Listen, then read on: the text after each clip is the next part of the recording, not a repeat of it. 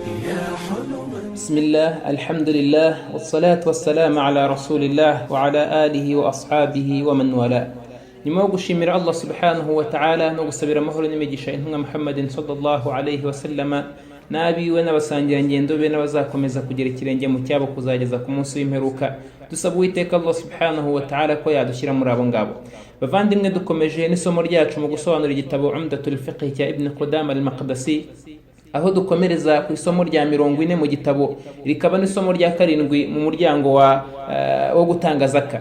Umwanditsi rahimahullah ubushize yatuganirije ku bijyanye n'uburyo bwo gutangamo zaka hamwe na bamwe mu bemererwa gutanga zaka. Icyo gihe twabonye ko zaka itangwa mu buryo bwihuse, hanyuma tubona ko mu bahabwa zaka harimo abakene n'abatindi, hakazamo abayikoramo n'ababandi baba bakundishwa Uwisilamu, muri babandi baba bari hafi y'Uwisilamu cyangwa se bari bashya mu Uwisilamu, muri babatware baba bahagarariye abantu babo kugira ngo ibyo ngibyo byoroshye umurimo wa da'wa.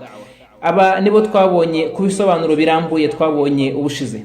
Uyu munsi umwanditsi rahimahullah arakomereza kuri aba ngaba bemerewe guhabwa zaka, aho rahimahullah avuga ati al-khamis wa gatanu ar-riqab, aravuga ati ni abacakara barimo ibice bibiri. Igice cya mbere muallif aravuga ngo humul mukatabuna, ni babandi bandikiranye na basebuja ko nibagera icyiciro runaka bishyura, cyangwa se nibageza ku kigereranyo runaka bishyura mu mitungo bazagirwa bazabohorwa.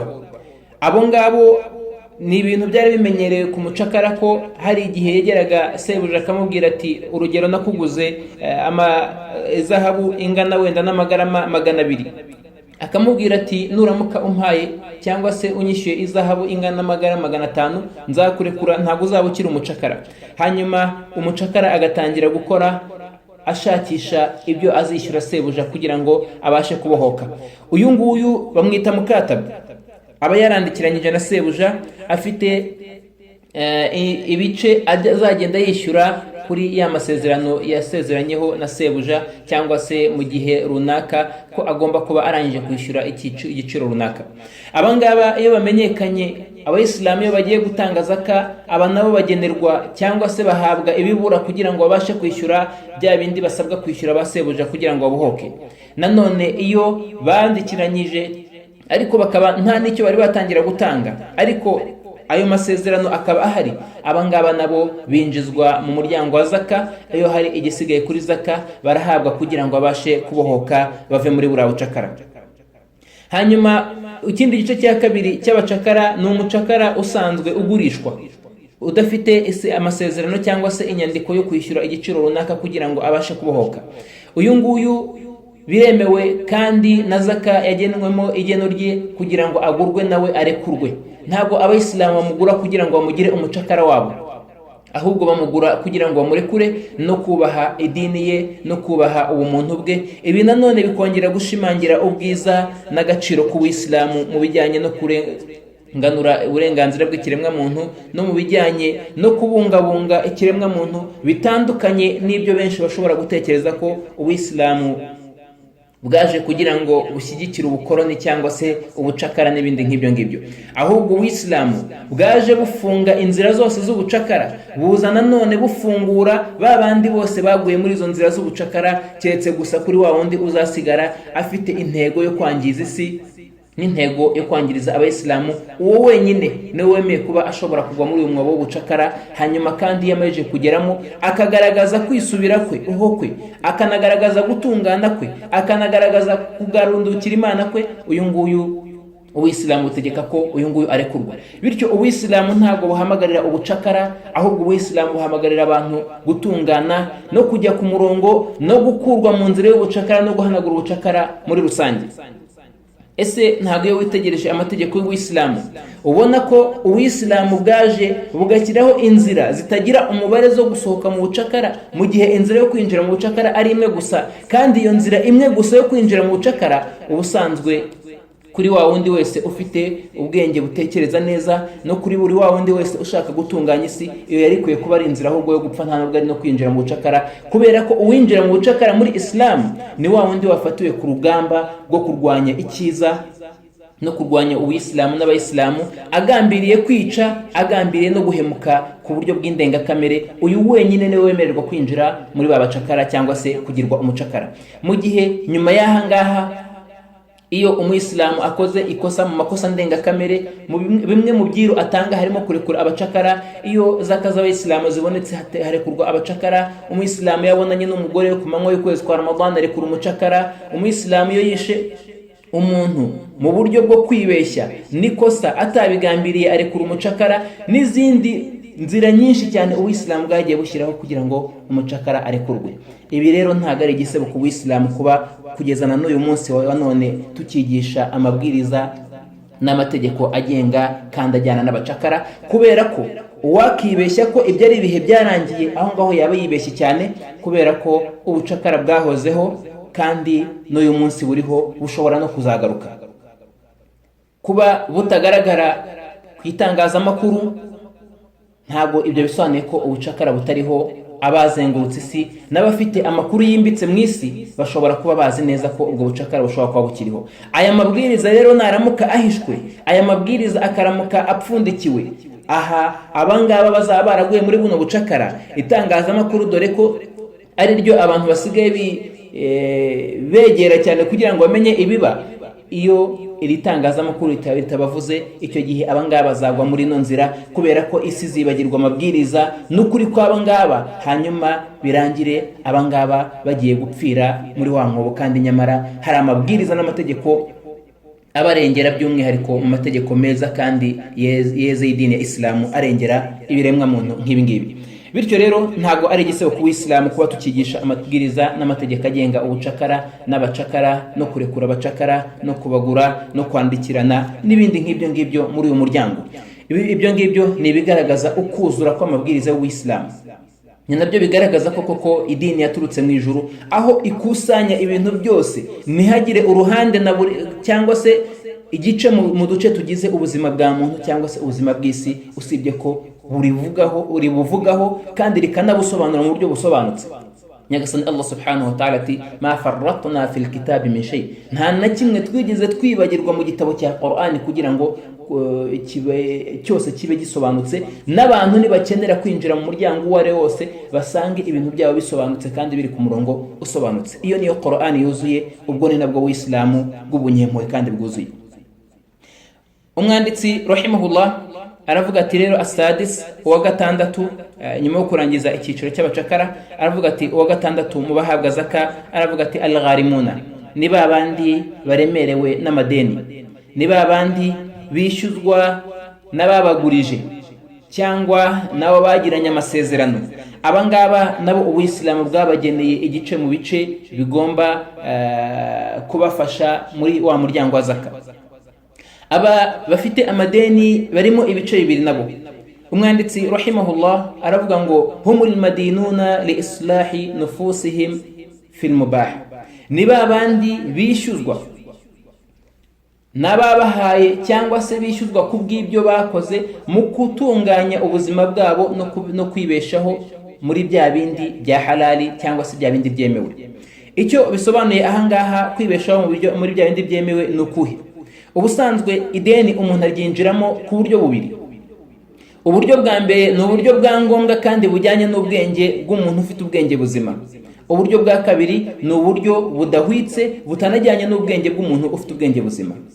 Uburyo bwa mbere bujyanye n'ubwenge, urugero no kuba umuntu ashobora gusonza agakenera icyo kurya, bikaba ngombwa ko kugira ngo arokore n'umuryango we ajya gufata ideni ryo guhaha ibyo kurya runaka kugira ngo umuryango we ubashe kubaho. Urugero ni uko umuntu ashobora kubura aho ahisha abe, agafata ideni kugira ngo abashe gukodesha inzu isitiri abe, cyangwa se kugura inzu niba nta gukodesha guhari, cyangwa kuba yagura inzu yo kugira ngo abashe kugira aho yisitiri anasitiri abe. Ubu ni uburyo bujya mu bwenge kandi busobanutse. kandi butarimo ubujiji, butarimo no kurengera.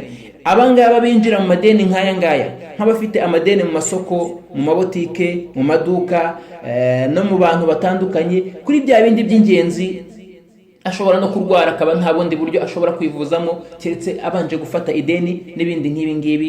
Ibi ni amadeni ajya mu bwenge, kandi uyu muntu w'Isilamu bwagennye ko namenyekana ko afite iri deni nk'iri ngiri agomba kwitabwaho, akanagira icyo agenerwa muri zaka, niba zaka z'abayisilamu muri babakungu b'abayisilamu zabashe gutangwa. Igice cya kabiri ni cya gice cy'abandi bafite amadeni y'ubujiji, dushatse twakita ngo n'ubugoryi. Ya madeni aba ataraje mu buryo bujya mu bwenge cyangwa se uburyo bw'ubushishozi kuri wa wundi wese ufite ubwenge no gushishoza. Aya nayo ashobora kujyamo ibice bibiri. Igice cya mbere ni igice cya haramu, igice kizira, umuntu agafata ideni kugira ngo akore ibizira cyangwa se ideni rizira, nko kuba yafata ideni kugira ngo afungure akabari ni urugero, cyangwa se kuba yafata ideni kugira ngo akore urugendo rwo kujya mu busambanyi cyangwa se mu bindi bintu byazirijwe, cyangwa se akaba yanafata n'ideni kugira ngo yicishe abantu cyangwa agire n'andi manyanga akora muri byende byose byazirijwe n'Uwisilamu. Iki gice ni haramu kuba uyu muntu yafashwa, ahubwo ntiyamenyekanye ashyikirizwa inzego zishinzwe kumwitaho kugira ngo zibashe kumuryoza ibyo ngibyo yakoze n'ibi ngibi arimo. Aba ntacyo bagira, kabone n'ubwo amadeni yabarenga, aba ntacyo bagira muri Isilamu. Igice cya kabiri ni babandi bafata amadeni ya halali ariko ari mu bugoryi. Amadeni ya halali ari mu bwenge buke na yahe? Ni yandi amayije kugerwaho rimwe na rimwe, umuntu afata ideni kugira ngo ajye gukoresha ubukwe n'ibirori byiza. Ni yandi umuntu afata ideni kugira ngo agure imodoka nziza yo kugendamo. Ni yandi umuntu akeneye kuba mu nzu, urugero y'icyumba na saro, akajya gukodesha inzu y'ibyumba 10 na saro, cyangwa se yarakeneye kuba, cyangwa abangana nawe bari bafite cyangwa bari ku rwego rwo kuba mu nzu ya miliyoni 2 n'urugero, we akajya gutura mu nzu ya miliyoni 10. Ibi ngibi ni ubugoryi, ni ubujiji, ariko ni ubujiji bwa halali. Ni ubujiji bwa halali kubera ko ntago usanzwe bizira, ariko umuntu ubiguyemo uyu nguyu bavuga ko ari injiji. Abangaba niyo bafite imitungo badakoresha neza, bangiza muri buno buryo, abangaba iyi mitungo umuyobozi ashobora kwifatira akajya baha icyo bakeneye, kubera ko biba bigaragara ko nta bwenge bafite mu kugena ibyo bakora. Ahangaha hinjiramo n'igice cy'ababandi bajya gufata inguzanyo cyangwa se bagafata amadeni bagambiriye kugira ngo bahigane na bagenzi babo. Aba bose ni zanjiji, bose binjira muri uwo muryango. Guhigana na bagenzi babo ni gute? Urugero, yari afite ubushobozi bwo gucuruza ku gishoro cya miliyoni 2, kandi ubu bucuruzi ntacyo bwari butwaye, bwamusunikaga gahoro bijyanye nawe n'ibyo akeneye by'ibanze. Ariko kubera akabona mugenzi we afite igishoro cya miliyoni 10, akavuga ati nanjye ngiye nkafata ideni nkongera muri buno bucuruzi bwanjye nkageza kuri miliyoni 10, nanjye natera imbere nkamera nka runaka. Ubu ngubu nabwo ni ubujiji. Ibi ngibi nabyo byinjira muri wa muryango w'ubwenge buke mu gufata amadeni, kubera yuko uyu nguyu yarahagijwe n'ibyo yarakeneye by'ibanze we n'umuryango we, yabonaga muri bwa bucuruzi bwe. Kuba yakimukira ku ideni kugira ngo ajye kumera nka runaka, nyagasana atamuringanyije nawe, ibi ngibi ni ubujiji. Iyo agize amahirwe bikamuhira, fabiha wa ni'ma, ariko iyo bitamuhiriye, uyu nawe yinjira mu njiji. Iyo aguye mu ideni rirengeye, ideni tuvuga ahangaha ni ideni rya halali, ntabwo ari ideni rya haramu. Ariko aramutse agiye muri ya madeni nkamenyerewe mu mazina nka za rambere n'ibindi nk'ibyo ngibyo nandi ya riba, uyu nguyu nawe aba yinjiye muri wa muryango wa mbere twavuzeho haramu, udafite icyo agomba gufashwa mu muryango wa zaka. Ariko niba yafashe ideni ku muntu runaka, cyangwa se ku kigo runaka, cyangwa ikigega runaka gitanga ideni ridafite inguzanyo, ariko akarifata ari muri buno bwoko bw'aba bantu binjiji badafite n'ubwenge bwo kugena imitungo, abangaba habamenyi babavugaho ukubiri. Muri bo hari ababona ko dushobora kubaha kugira ngo bakemure bino bibazo byabo, ariko nanone bakigishwa bagahabwa umuco no kumenya agaciro kabo n'umwanya wabo, kubera ko nyagasani agirira umuntu wa wundi uzi igihagararo cye n'urwego rwe, kandi akabarirwa agenderamo.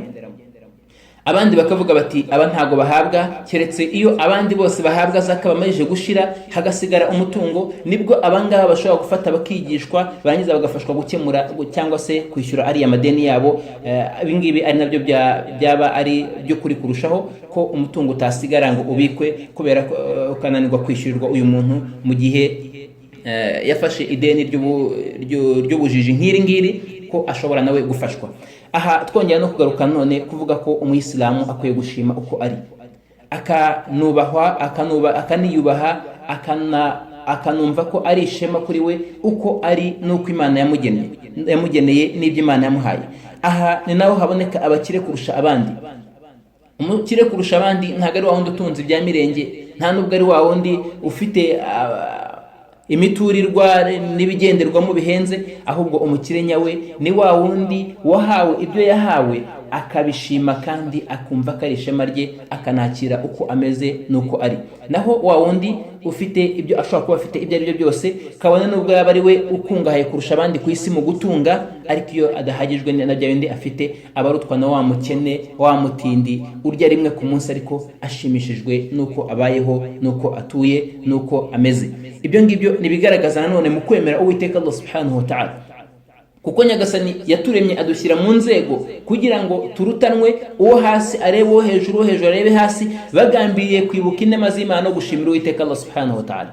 Uwo hejuru nabona uwo hasi ashimira Imana itaramugize nk'uriya wo hasi, kandi nanone yibuke ko mu mitungo ye afite ukuri kuriya wo hasi. Uwo hasi nawe nareba uwo hejuru ashimira Imana kuba Nyagasani yaramushimye ntamugire nk'uriya wo hejuru, kubera ko wenda hari yari guhabwa nk'abiriya by'uriya wo hejuru, agahakana inema z'Imana. Nyagasani muri hadith al-Qudus aravuga agira ati, no mu bagaragu banjye hari uwo namenye ko adashobora gutungana, adashobora no kujya ku murongo, atazabona n'ijuru ryanjye keretse mukungahaje. Bityo iyo nza kumukenesha uyu nguyu yari guhakana akava ku murongo, kandi ntazabone n'ibyiza biri guturuka ku Uwiteka Allah subhanahu wa ta'ala. Nyagasani aramukungahaza ati, no mu bagaragu banjye harimo uwo nabonye ko namenye ko atazigera atungana cyangwa ngo ajye ku murongo cyangwa azahabwe ijuru keretse abanje gukena, kuko aramutse akize yakangiza maze bya bindi byose akabibura. Nyagasani bityo akamukenesha. Ibi byose rero bigenda kubw'ubugenge n'imbabazi n'impuhwe n'ubuhanga n'ibyiza by'ikirenga by'Uwiteka Allah subhanahu wa ta'ala ku kiremwa muntu. Ntabwo uyu nguyu yakennye kubera ko Imana imwanga, nta nubwo uyu nguyu akize kubera yuko nta cyaha agira, nta nubwo uyu nguyu yahombye kubera yuko hari icyaha runaka yakoze, nta nubwo uyu nguyu yungutse kubera ko hari icyiza kidasanzwe yakoze. Nibyo ibikorwa byiza no kwitwara neza bishobora kuba impamvu mu mpamvu zo kuba Uwiteka yakwishimira, wasaba ubusabe bukazamuka ku Uwiteka Allah subhanahu wa ta'ala, ariko ntabwo ariyo mpamvu rukumbi yo gukira no gukena no kunguka no guhomba. Ahubwo ibyo byose nanone nyuma yuko umuntu amajije gukora icyo asabwa n'Uwiteka no gushyiraho impamvu zo kugira ngo abone amafunguro cyangwa se n'impamvu zo kwitwara neza uko asabwa, ahasigaye igeno n'ibindi byose abisigira Uwiteka Allah subhanahu wa ta'ala. Bityo rero mu bafite amadeni barimo ibyo bice bibiri. Igice cya mbere ni cya wa wundi ufite ideni ry'ubwenge kandi rijya mu bwenge, yafashe kandi akeneye koko, bigaragara ko akeneye, umwana yabuze uko ajya ku ishuri, akenera ideni kugira ngo umwana ajye ku ishuri. Iryo ni ideni ryumvikana. Hanyuma anamujyanye, ntiyamujyana kwisumbukuruza ngo amujyane muri ya mashuri atari ku rwego rw'abana bameze nk'aba bagenzi be, ahubwo amujyana ku ishuri rijyanye nawe kugira ngo umwana ajijuke. Uyu nguyu ahabwa muri zaka. Hanyuma igice cya kabiri ni wa wundi wagiye muri haramu, nta na kimwe abona. Hanyuma ikindi gice ni wa wundi wagiye mu bya halali ariko akabijyanamo n'ubujiji no kudasobanukirwa no kutareba kure. Uyu nguyu ntago ahabwa keretse iyo abandi bose bahawe hakagira igisigara, nibwo ashobora guhabwa. Ariko hakabaho no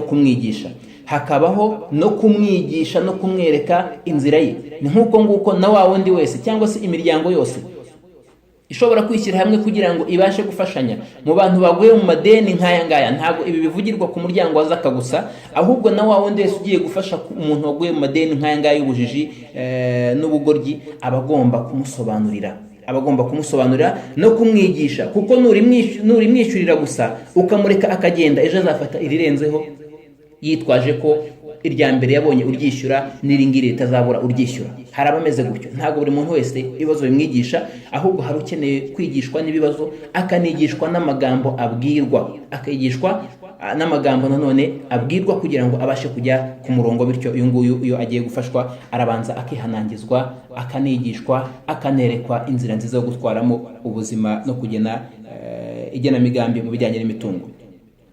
Igice cya kabiri cy'abafite amadeni ni abandi umwanditsi yavuze ngo au li islahi bayna taifatayn min almuslimin, cyangwa se umuntu winjiye mu ideni arimo yunga hagati y'abantu babiri bashyamiranye mu Bayisilamu. Aba ni ba bayobozi bayobora abantu, cyangwa ba bandi bafite ijambo mu bantu babo, abo twita ngo ni abavuga rikijyana. Aba bantu muri bano bantu bakunzwe cyangwa se bavuga rikijyana, cyangwa se bayoboye imiryango runaka cyangwa ibihugu runaka cyangwa uduce runaka, cyangwa bafite ijambo mu dutsiko runaka, abangaba hari igihe biba ngombwa ko bajya kunga abantu. Bajya kunga abantu bagasanga hagati y'abavandimwe barimo kungwa harimo bimwe mu madeni cyangwa se bimwe mu byangiritse bikeneye kwishyurwa kugira ngo abantu babashe kwiyunga. Nibitishyurwa ingorane ziri buze kuba nyinshi kandi no gushyamirana kutari buze guhagarara. Kandi rimwe na rimwe abishyurwa muri aba ngaba nta bushobozi bafite bwo kwishyura. Rimwe na rimwe byabaye kubw'impanuka, ubundi bibaho kubwo kutamenya, ubundi wenda bibaho kubw'ubushake, ariko abantu baricuza. Aba ngaba iyo bagiye kungwa, uyu muntu ubunga agasanga nta bundi buryo ari buze kubungamo paka ibi ngibi byishyuwe, cyangwa se umuntu akakubwira ati nge yarampemukiye ibi n'ibi ngibi kugira ngo mubabarire nuko mpabwa iki ngiki. Ashobora no kuba nta cyangije, ariko akavuga ati urugero kubw'icyubahiro cyanjye yangije no kunsebya, nampa wenda urugero miliyoni y'amanyarwanda, nibwo mubabarira, nintayibona nagende tuzahurira imbere w'Uwiteka Allah subhanahu wa ta'ala, kandi ntabwo nzumvikana nawe. Icyo gihe abangaba bunga abantu bakaba impamvu, cyangwa se akiyemeza ati nge ayo mafaranga cyangwa se icyo kintu runaka nzacyishyura. Uyu nguyu abagiye mu ideni, ariko ideni atagizemo uruhare, agambiriye kunga hagati y'abavandimwe babiri, no hagati y'Abayisilamu, no hagati y'imiryango, no gukura amakimbirane n'amashyari no gushyamirana mu bantu. Uyu nguyu ahabwa ibi ngibi yiyemeje ko azishyura mu kigega cya zaka. Iyo iyi mitungo ya zaka ihari, arafatwa arayihabwa, kabone n'ubwo yaba ari umukungu ashoboye kuba yabyishyurwa ku giti cye. Kabone n'ubwo yaba ari umukungu ashoboye kubyishyurwa ku giti cye, iyo hari umutungo wa zaka uhari, icyo gihe ahabwa muri wa mutungo wa zaka. Anemewe no gukora muri zaka ye kugira ngo akemure ibi bibazo, maze abantu babeho batunganye. Mu bantu hari abantu b'intama z'ikiza, aho bagiye hose bahora bunga abantu, bahora bashaka ubumwe no gufatikanya no gusenyera umugozi umwe hagati y'abantu. Abangaba iyo aho ageze hose uhamusanze, umusanga arimo yunga abantu, ukamusanga abantu bishimye. Iyo yuriye kuri mimba avuga ubumwe kandi akunga abantu. Iyo ageze mu gace abantu barishima kandi bagasabana. Iyo aganira, kabone n'ubwo byaba ari ku mbuga nkoranyambaga, iyo yandika message arayandika buri wese akumva ko ari ituze kandi ari ikizi. No mu bantu kandi nanone harimo abatagenzwa usibye n'ikibi, harimo barutwitsi, aho banyuze hose bishya, aho bavugiye hose byangirika. Message yohereje iba ari ikibazo. Iyo yuriye kuri mimba aratwika, yamanuka agatwika, iyo avuze aratwika, yanaceceka agatwika. Abangaba nabo barahari. Nyagasani abaturinde kandi aturinde no kuba muri bo. Tunasaba Uwiteka Allah subhanahu wa ta'ala ko yakomeza kunga ubumwe bwacu no gukomeza guhundagaza ibyiza n'ikiza mu bantu. Rero nabo barahari, ariko bagomba kugira babandi beza, bagomba kuba hafi yaho bose banyuze, kandi bakanabafata n'akaboko kugira ngo bahagarike iki kibi cyabo, banarekere no kwangiza no gusenya no kuvuruga isi n'abayituye. Ijuru rifite abahigi baryo, n'umuriro nawo ufite intama zawo. Bityo abahigi b'ijuru aho bamenye hose ko rihari barahagera kandi bagashakisha, bakanakoresha iyo bwabaga.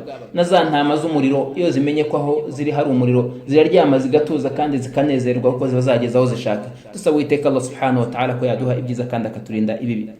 Umwanditsi rahimahullah akomeza agira ati asabi' uwa karindwi aravuga ngo fi sabilillah, ni babandi bari mu nzira y'Uwiteka Allah subhanahu wa ta'ala. Arangije aravuga ngo wahum ghuzatun alladhina la diwana lahum, ni babarwanyi, ni za ngabo zirwana mu nzira y'Uwiteka Allah subhanahu wa ta'ala kubwo kurengera inyungu z'idini n'inyungu z'ibihugu byazo n'inyungu rusange z'Ubuyisilamu zambuwe. Abangaba ariko bakaba badafite imishahara, badafite ikigega kibitaho.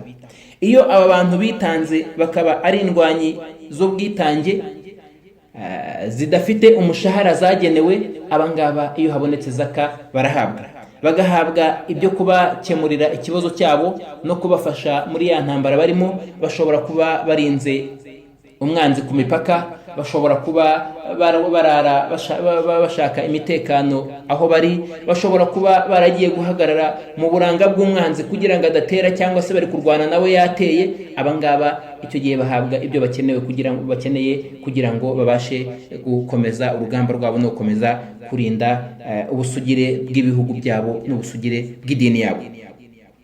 Aha uyu muryango bamwe mu bamenye babona ko hinjiramo n'abandi bantu bose, kubera ko kuba mu nzira y'Imana babona ko harimo n'ibindi bikorwa byose nko kucapa amakorani cyangwa se ibitabo by'ubumenyi, nko kubaka imisigiti, kubaka amavuriro n'ibindi bitandukanye n'amashuri. Hari bamwe mu bamenye babona ko ibi byose byinjira muri iki gice cya fisabilillah, kubera ko byose biba biri mu nzira y'Uwiteka Allah subhanahu wa ta'ala. Ariko icyo ukuri nuko ibi ari umwihariko kuri babandi bazandwanyi zirwana intambara ntagatifu zujuje amabwiriza y'izo ntambara. Ntago ari babandi birirwa mu rugomo, nta nubwo ari babandi biterabwoba na babandi birirwa bangiza basenya isi, badasiga icyumye cyangwa ikibisi usibye ko bagitwika. Abangaba ni abanzi b'Uwisilamu n'Abayisilamu. Aba ni abasenya Uwisilamu mbere yuko bitwa abubaka Uwisilamu, cyangwa se ngo bitwe ko ari impirimbanyi ngo ziri ku mahame y'idini ya Islamu. Nta mahame y'idini ya Islamu azwi mu bamenyi ba Islamu ari kuri buno bwoko. Nta nubwo Uwisilamu bwigeze bugena jihadi yo muri iyi nzira, jihadi idatoranya umwana n'umukecuru, jihadi idatoranya umugore n'umukozi wigendera, jihadi idatoranya ibikorwa remezo cyangwa se inyungu rusange. Iyo ntago ari jihadi, ntago ari Uwisilamu, nta naho bihuriye n'Uwisilamu. Uwisilamu buri kure yabyo. Ibi ni ibyashyizweho kugira ngo icyambere byangize isi, hanyuma igikuru nyamukuru kurusha ibindi kugira ngo bisebye isura n'ishusho y'Uwisilamu imbere y'abantu. Umuntu wese ahabonye Umuyisilamu amubonemo intambara, amubonemo amahane, amubonemo induru, amubonemo akavuyo, amubonemo gusenya. Kandi Uwisilamu ni amahoro, bugambiriye amahoro, n'Umuyisilamu ni umunyamahoro. Ntago abangaba binjira muri uyu muryango. Uyu muryango ufite amabwiriza yawo, ufite n'ukuri kwawo.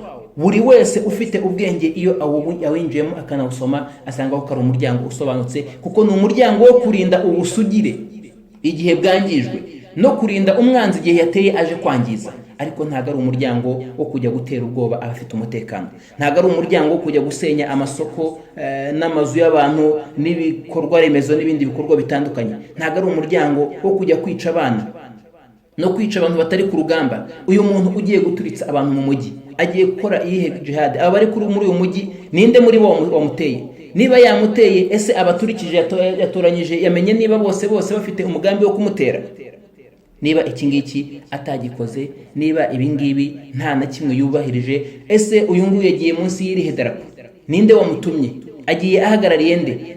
Kuyahe mabwiriza? Byemewe n'abahe Bayisilamu n'abahe bamenyi? Ninde wabishyigikiye kuri ino si turimo? Niba ntabo, uyu nguyu ntago ari muri jihad.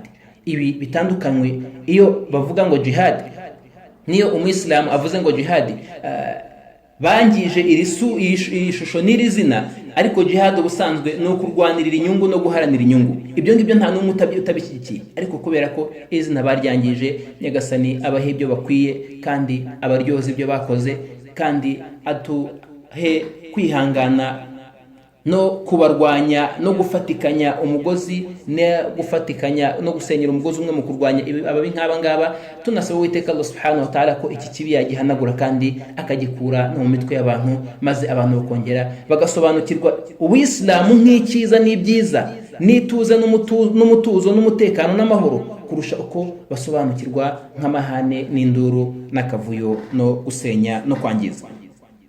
Bityo rero aba bari muri iyi nzira nziza, mu nzira nziza nyayo abangaba baragenerwa iyo bari muri za ntambara zabo, nk'uko twavuze bashobora kuba n'abasirikare b'igihugu barimo kurinda imipaka y'igihugu cyabo umwanzi yabateye. Abangaba iyo nta kigega kibitaho, ibyo uyu munsi byitwa nka minisiteri z'ingabo cyangwa se zo kwirinda n'ibindi nk'ibyo ngibyo, iyo zidahari zibagenera umushahara, aha haba hagomba kuva imitungo y'abakire muri cya gihugu, babandi barimo kurindirwa imitekano igomba kujya gufasha izi ngabo zirimo guharanira amahoro n'umutekano w'aba bandi basigaye, kugira ngo babashe no gukomeza kunguka mu byo bakora.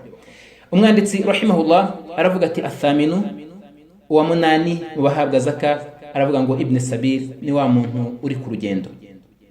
Ariko ku rugendo nde? Aravuga ngo huwa al-musafiru al-munqati'u bihi, ni wa mugenzi wacikiweho n'urugendo. Gute? Ni ukuvuga ngo yari ari ku rugendo akeneye kugera ibunaka, hanyuma ageze mu nzira ye yerekeza iyo yajyaga, urugendo rurahagarara, ubushobozi bwo gukomeza urugendo burahagarara.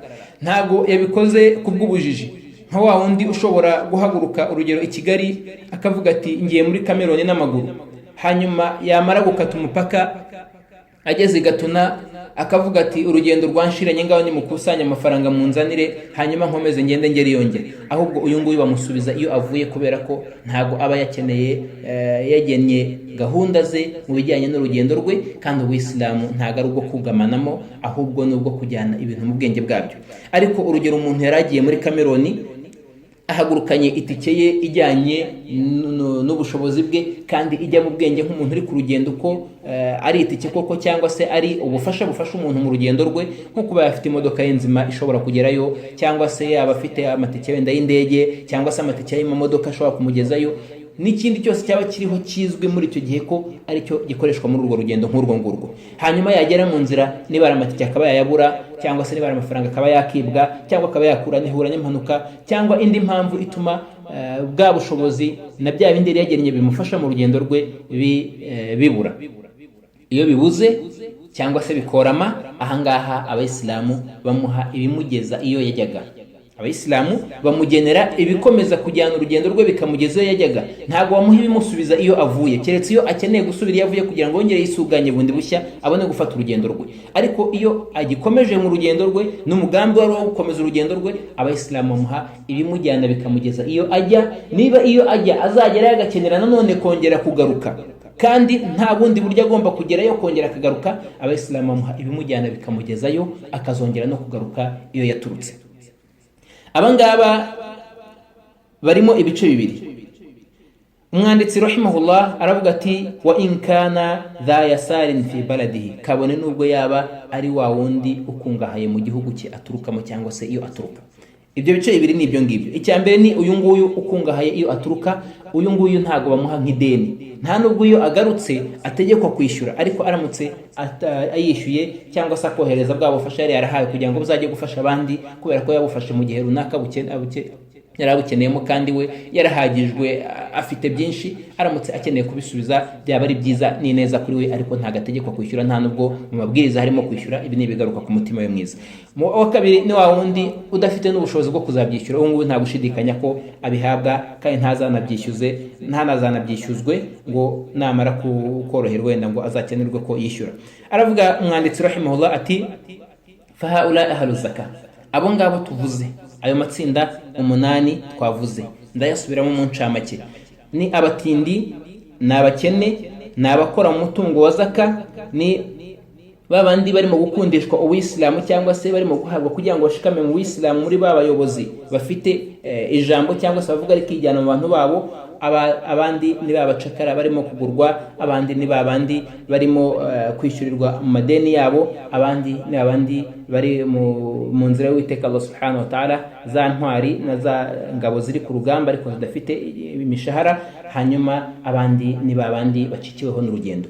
Abo ngabo umunani, umwanditsi aravuga ngo abo ngabo nibo bagenewe guhabwa zaka, ku bisobanuro byose twatanze. Arangije aravuga ati la yajuzu daf'uha ila ghayrihim, ntago byemewe ko umuntu ataha zaka abandi batari bariya. Icyo bisobanuye nuko uramutse uyihaye abatari muri bariya twavuze, icyo gihe zaka yawe ntabwo yatanzwe, urasabwa kongera gutanga indi zaka nimba bikoze ubishaka. ariko uramutse wabikoze utabishaka, habayeho no gushishoza no kubanza gukenguza kugira ngo uyishyire mu mwanya wayo, ariko bikarangira iguye mu maboko atari aya nyirayo, ahangaha urababarirwa. Muri hadithi y'intumwa y'Imana Muhammad sallallahu alaihi wasallam, aho umuntu yaje akavuga ati uyu munsi hatanzwe sadaka, aravuga ati sadaka ariko yahawe indaya. Undi munsi aravuga ati hatanzwe sadaka, aravuga ati isadaka ariko yahawe umujura. Ubundi baraza bavuga ati hatanzwe sadaka, aravuga ati ariko isadaka yahawe umukire. Ariko aba bose bigaragara ko bose bahawe ku niya nziza, bityo nyir'ukubaha afite urwego rwo n'umwanya we n'ibyiza bye imbere y'Uwiteka Allah subhanahu wa ta'ala, kubera ko ntabwo yagambiriye kuyiha umukire, ntiyagambiriye kuyiha indaya, nta nubwo yagambiriye kuyiha umujura, nta nubwo yagambiriye kuyishyira mu mwanya utari uwayo. Iyo rero igiye mu mwanya wayo cyangwa se hakabaho kwibeshya, ariko habanje gukenguzwa. Iyo tuvuze ngo habanje gukenguzwa, bitandukanye na bya bindi by'umuntu ushobora gufata zaka ye akikubita mu bantu agahita atangira kuyibagabanya atabizi, akaza gusanga mu bayihaye harimo n'abakire bamurusha n'umutungo, cyangwa se mu bayihaye harimo abadakwiye guhabwa zaka, cyangwa se mu bayihaye bose ntibanakwiye no gutanga zaka, nk'uko tuzabona muri babandi batemerewe guhabwa zaka, ari nawo muryango uzakurikira ahangaha. Iyo uyu muntu atabanje kubaza cyangwa ngo yige cyangwa ngo asobanuze amabwiriza yo gutanga zaka, akayishyira mu mwanya utari uwayo, asabwa kongera gutanga indi, kuko iriya ntago yari zaka yatanze, bityo uyu nguyu asabwa gutanga indi zaka, nta nubwo amabwiriza ya zaka aba amuvuyeho, kubera ko zaka yashyize ahatari ahayo kandi atabanje kugerageza kugira ngo abashe kwishyira mu mwanya wayo. Umwanditsi Imana imuha amahoro n'imigisha arangije aravuga ati ويجوز دفعها إلى واحد منهم لأن النبي صلى الله عليه وسلم أمر بنو زريق بدفع صدقتهم إلى سلمة بن صخرة. aravuga ati intumwa y'Imana Muhammad sallallahu alaihi wasallam nanone ati biremeye ko iyi zaka umuntu ashobora gufata zaka ye yose akayiha umuntu umwe muri ari amatsinda twavuze. Urugero, umuntu afashe zaka ye agiye kuyitanga, ariko mu muryango we wenda kwa se wabo cyangwa murumuna we cyangwa undi muntu, ariko utari muri babandi badahabwa zaka tuzabona mu muryango wo guhabwa zaka, afite ideni rikomeye cyangwa akeneye minerivare, agafata ya zaka akayimuha nkuko yimuha nka zaka, icyo gihe biremewe. Kabone nubwo wenda uyu nguyu yaba ari umukene kandi hari n'abatindi, icyo gihe biremewe. Ariko ni byiza ko agendera kuri ibi byiciro, agahera ku bakeneye kurusha abandi, nkuko Nyagasani Allah subhanahu wa ta'ala yagiye abashyira ku murongo. Cyangwa se akaba afite zaka ye agahita agubwaho n'umuntu ucikiyeho n'urugendo, agakenera guhita yimuha, kandi zaka ye wenda urugendo yari afite rukeneye 100,000 kandi zaka ye ni 100,000, bityo akayiterura ko yakabaye akayimuhereza. Uyu nguyu ntacyo bitwaye, biremewe, kubera ko muri hadithi sahih kuva ku ntumwa y'Imana Muhammad sallallahu alaihi wasallam ko Salamata bin Sakhar al-Bayadi, ko intumwa y'Imana Muhammad sallallahu alaihi wasallam yategetse abo mu bwoko bwa Zuraiqa ko bamuha zaka yabo, ko babaha zaka yabo, bityo zaka y'abantu bose ijya ku muntu umwe. Ibyo ngibyo ntacyo bitwaye. Hanyuma nanone muri hadithi yindi, ni hadithi muri dalili zabyo, nuko intumwa y'Imana Muhammad sallallahu alaihi wasallam yategetse Qabisa numwe mu basahaba b'intumwa y'Imana Muhammad sallallahu alaihi wasallam, yitwaga Qabisa bin Makhariq al-Hilali radiyallahu anhu. Intumwa y'Imana Muhammad sallallahu alaihi wasallam yaramubwiye ngo aqim ya Qabisatu hatta ta'tiyana sadaqatun fana'mura laka biha. Ati Qabisatan, icari wacu cyangwa se guma ahangaha kugeza ubwo tuza kubona zaka cyangwa se sadaka, hanyuma tuze kuyiguha. Ibyo rero ni bigaragaza, nizi hadithi ni sahih zigaragara mu gitabo cya Muslim, nanone muri Abi Dawud na Tirmidhi, bigaragara ko zaka rero atari itegeko ko igomba gufata ngo itatanywe. Icyo itangiwe no kugira ngo igire akamaro, bityo kugira ngo igire akamaro nuko hatangwa igifite akamaro, nkuko umwanditsi ari bukomeze asobanura uburyo itangwamo. Ariko bitandukanye n'ibyo umuntu ushobora kuba afite zaka urugero y'100,000, yarangiza akajya kuyivunjisha, akayivunjishamo iza 500 cyangwa se ijana, ibiceri by'ijana akagenda biha abantu ngo kugira ngo igere ku bantu benshi. Nta gushidikanya ko uko igera ku bantu benshi, ariko wenda amaduwa arushaho kuba menshi, ariko ntabwo wageze ku mpamvu no kuri gahunda y'izaka, kubera ko zaka niyo kugira ngo ifashe umukene, ntabwo ariyo kugira ngo umuhe none ahangaha nyuma y'iminsi 5 abagikeneye nanone, kuko gutyo ntacyo uba wamufashije, aho kugira ngo uyigabanye abantu 100 hanyuma bose bagume mu kibazo nyirizina, wayiha umuntu umwe tugasigarana abakeneye 99 aho kugira ngo ube wayihaye umuntu umwe. Umwanditsi ari bukomeze avuga ibyo ahabwa aha kugira ngo hatagira uza kubyumva nabi akaza gufata zaka z'abantu 10 akazihereza umuntu umwe ngo kugira ngo amukenure cyangwa se amukure mu bukene. Umwanditsi rahimahullah aravuga ngo wayudfa'u ila al-faqiri wal-miskini ma yatimmu bihi kifayatuhu. Aravuga ati ma tatimmu bihi kifayatuhu, zaka ihabwa umutindi n'umukene, agahabwa ibihagije ni ibihwanye n'ibyo akeneye. Ibikenewe ni ibihe? Aravuga ati cyangwa se abamenyi batubwira ko ari bya bindi bikenewe mu gihe kingana n'umwaka. Urugero, umukene mu mwaka akeneye 500 kugira ngo abashe kubaho umwaka wose, birimo ibyo kurya wenda na minerivare z'abana n'urugero, no gukodesha inzu. Icyo gihe uyu nguyu niba ibingibi ari byo akeneye kubingana nawe n'abameze nkawe mu buzima bungana n'abameze nkawe, icyo gihe ahabwa ibyo 500. Ntabwo bijuje ko ushobora kumuha miliyoni nayo ikamufasha ariko akajya mu rwego ruruta abameze nkawe. Icyo gihe ibyo ngibyo ntabwo byemewe. Niyo mpamvu iyo tuvuga ngo kuba ameze nkawe aba ari ijambo rifite icyo risobanuye. Bityo uyu nguyu ahabwa ibingana n'ibyo akeneye mu gihe kingana n'umwaka iyo bihari. Iyo bidahari ahabwa ibishoboka mu bihari, ariko iyo bihari bihagije ahabwa ibingana n'umwaka. Ese biremewe ko ushobora gufata, niba yarakeneye ibingana n'ibihumbi 500 kugira ngo bimufashe mu mwaka, biremewe ko ushobora gufata 3 miliyoni ukazimuha kugira ngo ntazongere kuba muhabwa zaka? Ibi ngibi ntago byemewe, keretse iyo amafaranga yarahari yasigaye, hanyuma aya mafaranga akaba nta handi afiteho kujya. Ariko abenshi bamenye babona ko aya mafaranga aguma mu kigega cy'umutungo w'Abayisilamu, kubera ko tutazi ngo ejo ninde uragira ikibazo, ninde mugenzi w'ibunaka uri buze gucikirwa ahangaha, cyangwa se n'ikihe kibazo muri babandi bafite zaka bari buze kugira agakenerwa guhabwa muri zaka. Kubw'iyo mpamvu igisubizo nuko ahabwa ya mafaranga yonyine kugira ngo amufashe. Hanyuma ikindi, ese biremewe ko aya mafaranga ashobora gufatwa akamushyirirwa mu mushinga, hanyuma uyu mushinga ukazajya umufasha? Igisubizo ni hoya, ntago byemewe. Iyo umuntu ashaka gutanga zaka ayitanga nk'uko intumwa y'Imana Muhammad sallallahu alaihi wasallam yayitanze, nk'uko abasahaba bayitanze, nk'uko abamenyi babyigisha. Niba ushaka kumushyiraho umushinga wo kumufasha, hari ibice byinshi mu kigega cy'umutungo w'Abayisilamu hafatwemo sadaka, mu zindi sadaka aba arizo zitegura iyi mishinga, hanyuma iyi mishinga aba ari ifasha barabakene. Ariko uramutse uvuze ngo ugiye gutegura imishinga, ikibazo turi buze kwibaza ni kimwe, ese umushinga nuhomba bari buze guhomba? Niba igisubizo ari yego, ahangaha ntabwo yongera zaka, ntabwo iragerwaho. Hanyuma niwunguka byo nta kibazo, kubera ko icyo ugambira ari kunguka. Bityo rero iyo umuntu agiye gukora ibada, n'Imana iravuga ngo man amila amalan laysa alayhi amruna fahuwa radd.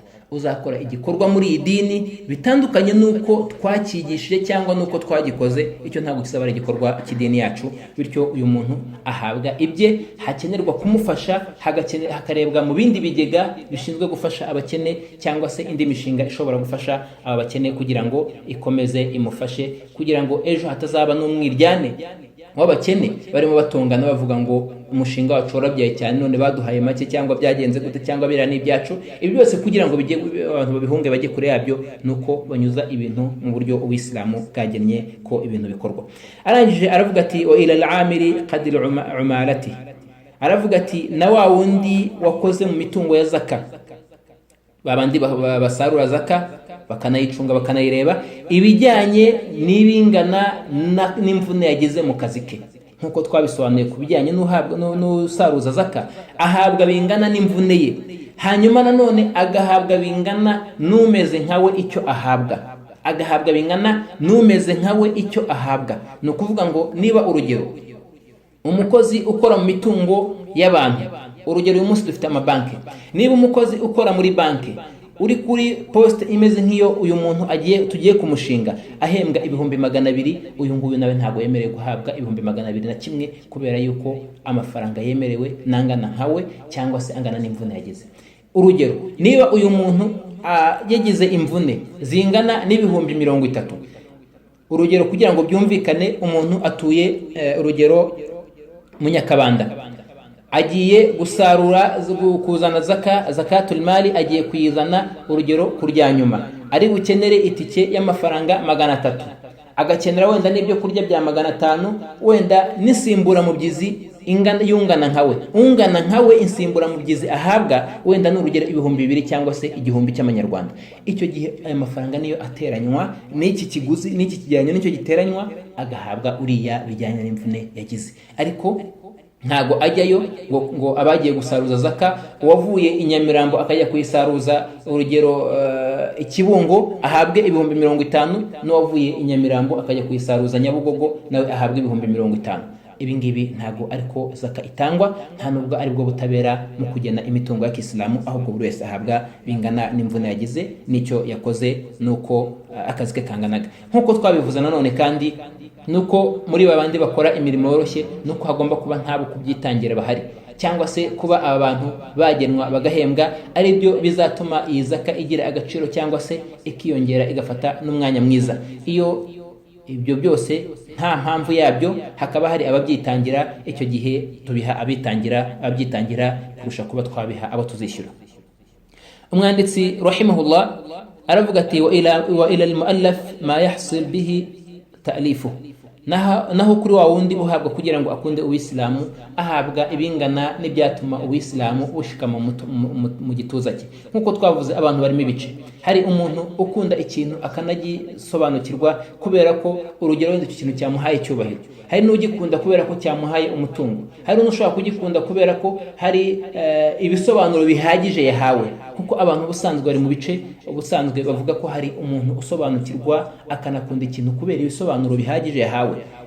By'umwihariko iwo ni umuco w'abanyabwenge n'abantu bize. Ntago ikintu akinjiramo kubera icyo akibonyemo, ahubwo akinjiramo kubera ibisobanuro bihagije yahawe kuri kiriya kintu.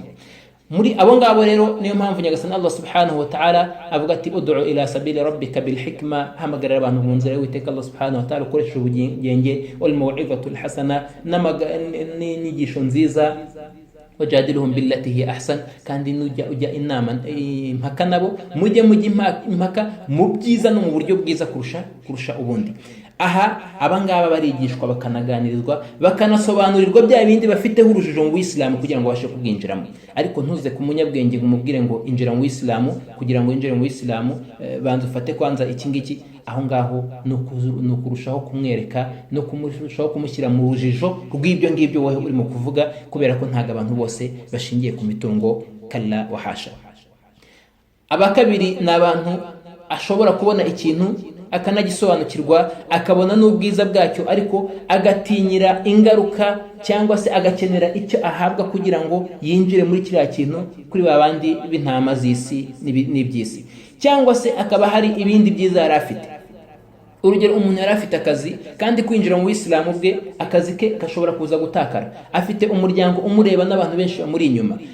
Icyo gihe uyu muryango we arimo arawurebera akavuga Uwisilamu nibyo ndabukunze kandi ni bwiza, ariko se ninjyamo ibi byose nkabiteshwa ndibuze biragenda gute? Icyo gihe uyu nguyu ahabwa ingurane bya bindi agiye gutakaza, kandi ibi nta nubwo abihabwa buri gihe cyose, ahubwo abihabwa mu ntangiriro akimara kwinjira mu Islamu, kubera ko nta n'umwe winjiye mu Islamu aba ufite ku mutima ngo ageremo asangemo ikibi na kimwe, cyangwa se ngo akenere kuvamo. Wa wundi ujyamo akavamo, baba binjiyemo mu buryarya, binjiyemo bafite ibindi bagambiriye bitari Imana, bitari n'ibyiza, bitari no gusobanukirwa no kujijuka no kugera imbere y'Uwiteka. Bageramo bagasanga bya bindi bashaka, nimba ari amafaranga ntayo babonye, cyangwa niba baje bashaka abagabo b'Abayisilamu bakababura, cyangwa se babonye ntibababere uko bashakaga, cyangwa niba baje bashaka abadamu b'Abayisilamu bakababura, cyangwa babonye ntibababere uko bashaka, aba nibo bava mu Uwisilamu.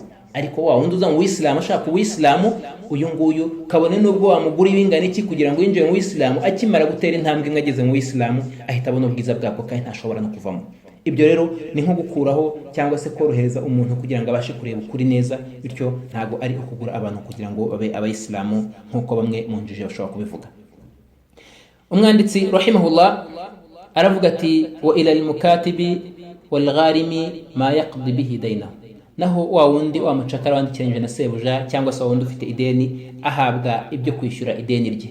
umuntu niba afite ideni rya miliyoni, dufite zaka ya miliyoni, ntago tumuha ibihumbi 10 cyangwa 20 ngo azajye kuyashakira ahandi, ahubwo icyo gihe ahabwa ibijyanye n'ideni rye akaryishyura iyo ubushobozi bwo kuryishyura buhari, cyetse iyo budahari nibwo ahabwa igihari, hanyuma agakomeza kusaba Uwiteka ko akomeza kumworohereza.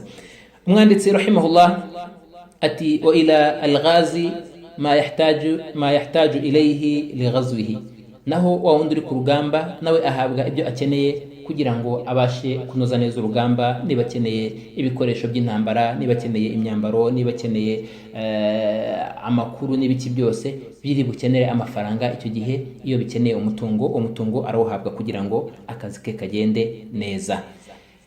Arakomeza agira ati wa ila ibn sabili ma yusiluhu ila baladihi, naho wa wundi wacikiwe n'urugendo ahabwa ibimugeza mu gihugu cye.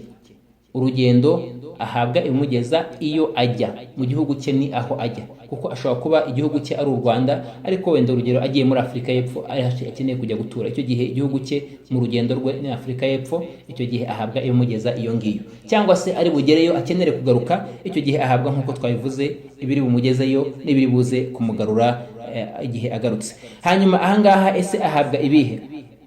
Urugendo rufite imodoka, rufite n'indege, kandi byose birakoreshwa, biranamenyerewe n'abantu kubikoresha, nta byago bikomeye birimo muri izo ngendo zombi. Ese turamuha itike y'indege cyangwa turamuha iyi modoka? Ahangaha ahabwa iyi modoka, keretse iyo kugenda n'imodoka bishobora kumugiraho ingaruka, nk'umusaza ushaje cyangwa se umurwayi cyangwa se umuntu udashobora kwihanganira kugenda n'imodoka, cyangwa se ari umuntu wihutaga cyane ku buryo imodoka yaza kumutinza, icyo gihe ahabwa icyo gihe itike y'indege, niba kandi nayo ariyo yari arimo gukoresha.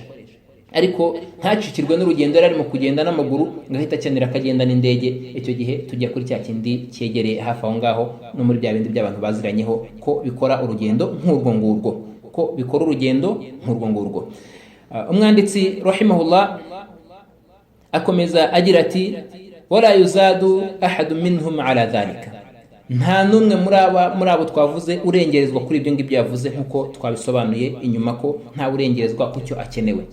Hanyuma nanone ntibikwiye ko ahabwa ikiri munsi yaho, keretse iyo nta gihari cyangwa hari izindi nyungu runaka zirimo kurengerwa, ariko iyo ntazo agomba guhabwa ibingana n'ibyo akeneye, kubera ko nibo kamaro kazaka kandi niko gaciro kazaka. Aravuga rahimahullah, aravuga ati wa khamsatu minhum la ya'khuduna illa ma'al haja, batanu muri abo ngabo twavuze bafata ibyo bafata kubwo kuba babikeneye, kubera ko nk'uko muri hadithi ya Qabisa radiyallahu anhu intumwa y'Imana yavuze ati nta numwe wemerewe gusabiriza usibye abantu batatu. Aravuga ati umuntu wa mbere ni umuntu waguye mu ideni rikamuremerera rikamurusha imbaraga, bityo agasaba kugira ngo abashe gukemura ideni rye no kwishyura ideni rye, yamara kuryishyura agahita ahagarika ahangaha. Aravuga ati umuntu wa kabiri ni wa muntu wagezweho n'ubukene cyangwa se uri mu bukene, bityo agasabiriza kugira ngo ave mu butindi bwe cyangwa se abashe kubaho. Iyo abashije kubaho icyo gihe ahitarekera.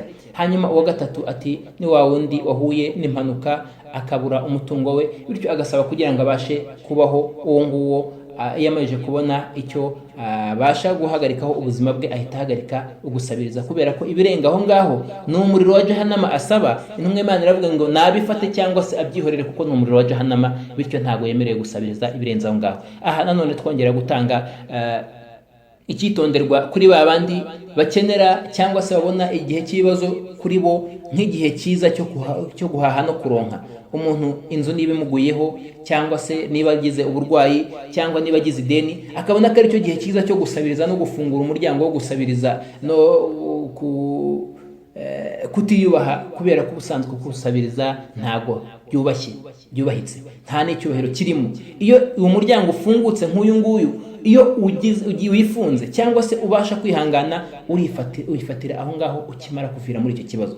Ariko hari ba bandi Nyagasani aborohereza anababarire, ushobora kugwa mu kibazo akabona ko ariyo nzira nziza yo gusaruza. Niba urugero inzu imuguyeho yari akeneye 200,000 ngo ayisane, akazasabiriza kugeza ubwo ageze no muri miliyoni ageze muri miliyoni no mu birenga, cyangwa se niba yari afite ikibazo cy'ubutindi runaka cyangwa yari afite ikibazo cya minerivare bamuhaye uburenganzira bwo gusaba minerivare, akabona ko ari cyo gihe cyiza cyo gusabiramo minerivare, iyo minerivare ikazahindukamo inzu, ikazahindukamo imodoka, ikazahinduka, uwo nguwo azahora asabiriza, azahora yasamye, nta nubwo azigera ava mu muhanda, ahubwo agomba gusaba ibijyanye n'ibyo akeneye. Niba akeneye icyo kurya akabona icyo kurya, agomba guhita ava mu muhanda, kubera ko icyo arimo ntabwo cyubahitse kandi nta nubwo ari icy'agaciro kugira ngo akigumemo. Umwanditsi rahimahullah ati rero abo bose batanu muri bo bahabwa kubwo kuba bakeneye.